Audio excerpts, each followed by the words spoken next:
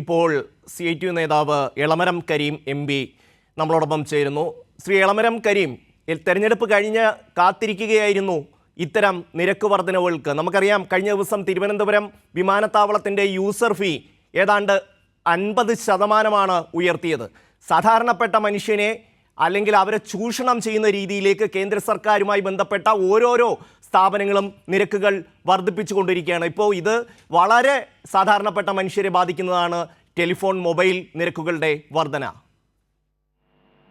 ഇത് ഈ സ്വകാര്യ കുത്തക മുതലാളി വർഗത്തിന്റെ ഒരു സ്വഭാവം തന്നെയാണ്. ഒന്ന്, നമ്മുടെ വിവിധ മേഖലകളിലുള്ള പൊതുമേഖലാ സ്ഥാപനങ്ങളെ തകർക്കുക, ആദ്യത്തെ ഘട്ടം അതാണ്. എന്നിട്ട് ആകർഷകമായ നിരക്കുകൾ പ്രഖ്യാപിച്ചുകൊണ്ട് അവരുടെ ഈ സ്വകാര്യ സേവനം ജനങ്ങൾക്ക് ഓഫർ ചെയ്യുക. അപ്പൊ സ്വാഭാവികമായും ജനങ്ങൾ ഇത് നല്ലതാണ്, നിരക്ക് കുറഞ്ഞ് അവർക്ക് സേവനം ലഭിക്കുന്നു, മെച്ചപ്പെട്ട സേവനം ലഭിക്കുന്നു, സാങ്കേതിക വിദ്യ മേന്മയുള്ളതാണ് എന്നീ പ്രചരണങ്ങളെല്ലാം കൂടി അനവധി ആളുകൾ കണക്ഷൻ എടുക്കും.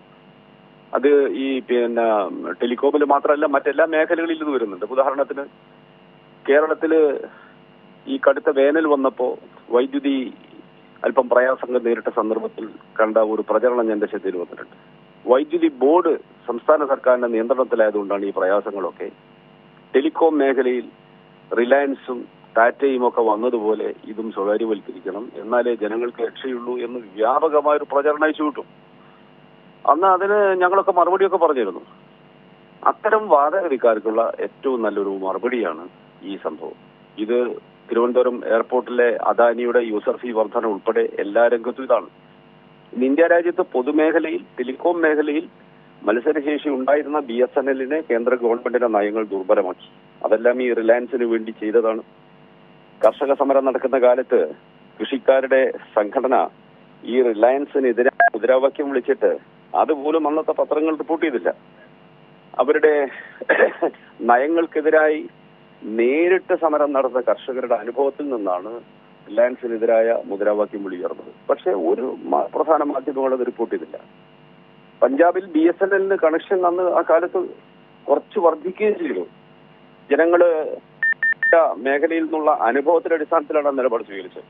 ഇതൊരു എല്ലാവരുടെയും കണ്ണു തുറപ്പിക്കുന്ന ഒരനുഭവമാണ്. ഇത് വ്യാപകമായി ജനങ്ങൾ പരിശോധിച്ച് നിലപാട് സ്വീകരിക്കേണ്ടതാണ്. ശ്രീ എളമരം കരീം, ഇക്കാര്യത്തിൽ രാജ്യത്തെ രാഷ്ട്രീയ പ്രസ്ഥാനങ്ങൾക്ക്, പ്രതിപക്ഷ രാഷ്ട്രീയ പ്രസ്ഥാനങ്ങൾക്ക് എന്ത് ചെയ്യാൻ പറ്റുന്നു എന്നുള്ള ഒരു ചോദ്യം കൂടി ഉയരുന്നില്ലേ?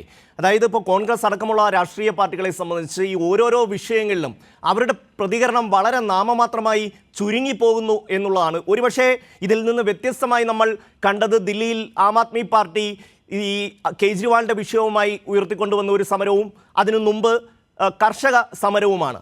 യഥാർത്ഥത്തിൽ കോൺഗ്രസിനെ പോലെ ഒരു രാഷ്ട്രീയ പ്രസ്ഥാനം ഈ രാജ്യത്തെ ബാധിക്കുന്ന, സാധാരണ മനുഷ്യനെ ബാധിക്കുന്ന വിഷയങ്ങളിൽ എത്രമാത്രം നിസ്സംഗമായി കടന്നുപോകുന്നു എന്നൊരു ചോദ്യം കൂടി ഉയരുന്നില്ലേ? ഇന്ത്യൻ നാഷണൽ കോൺഗ്രസിൽ ഇത്തരം പ്രശ്നങ്ങളിൽ BJPയിൽ നിന്ന് വ്യത്യസ്തമായ ഒരു നയമില്ല. സ്വകാര്യവൽക്കരണം, ഉദാരവൽക്കരണം തുടങ്ങിയ ജനവിരുദ്ധ നയങ്ങളെയെല്ലാം അവർ പിന്തുണയ്ക്കുകയാണ്. ഈ നയങ്ങളെല്ലാം ഇന്ത്യയിൽ ആരംഭിച്ചത് കോൺഗ്രസ് സർക്കാരിന്റെ കാലത്താണ്. മാത്രമല്ല, തെരഞ്ഞെടുപ്പ് മാനിഫെസ്റ്റോയിലോ തെരഞ്ഞെടുപ്പ് പ്രചരണത്തിലോ സ്വകാര്യ കുത്തകകൾക്കെതിരായി ഒരു വാക്കുപോലും അവർ ഉച്ചരിച്ചിട്ടില്ല. ഈ തൊഴിൽ നിയമ ഭേദഗതികൾ, പൊതുമേഖലാ സ്വകാര്യവൽക്കരണം, ഇതിനൊക്കെ പാർലമെന്റിനെ അനുകൂലിക്കുകയാണ് അവർ ചെയ്തത്. അപ്പോ കോൺഗ്രസിൽ നിന്ന് വ്യത്യസ്തമായ ഒരു നയം നമ്മൾ പ്രതീക്ഷിക്കേണ്ടതേയില്ല. ഇടതുപക്ഷ പ്രസ്ഥാനങ്ങൾ മാത്രമാണ് കൺസിസ്റ്റന്റ് ഇത്തരം നയങ്ങളെ എതിർത്തു വരുന്നത്. പിന്നെ തൊഴിലാളി പ്രസ്ഥാനങ്ങളാണ്, തൊഴിലാളികളുടെ സംയുക്ത വേദി, സംയുക്ത കിസാൻ വേദി, ഇവരെല്ലാമാണ് ഇത്തരം പ്രശ്നങ്ങളിൽ ജനങ്ങൾക്ക് അനുകൂലമായ നിലപാട് സ്വീകരിക്കുന്നത്, ക്യാമ്പയിൻ ചെയ്യുന്നത്. ഇത് ഈ സംഭവത്തിൽ കുറച്ചുകൂടി വ്യക്തമായി എന്ന് മാത്രമേ ഉള്ളൂ.